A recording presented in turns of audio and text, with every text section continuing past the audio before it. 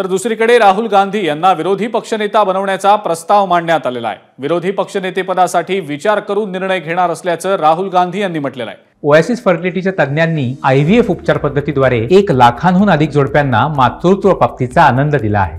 मोफत appointment book करण्यासाठी आजच संपर्क साधा। विरोधी पक्षनेतेपदी नेमकी कुणाची वर्णी लागणार याविषयीच्या चर्चा गेले काही दिवस सुरू आहेत। त्यात विरोधी पक्षनेतेपदासाठी आता विचार करून निर्णय घेणार असल्याचं राहुल गांधी यांनी म्हटलंय।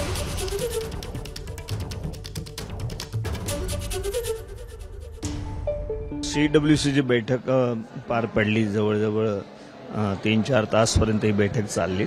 सर्वांनी आग्रह केला की राहुलजी गांधी यांनी विरोधी पक्षनेतेपद सांभाळलं पाहिजे आणि प्रचंड आग्रह झालात आणि आग्रहामध्ये त्या ठिकाणी राहुलजींनी सांगितलं की मी ठीक आहे, तुमच्या याचा विचार मी करतोय आणि माझा विचार करून मी तशा प्रकारचा निर्णय कळवतो।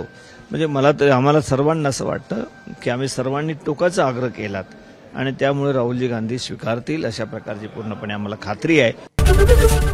ABP माझा, उघडा डोळे बघा नीट।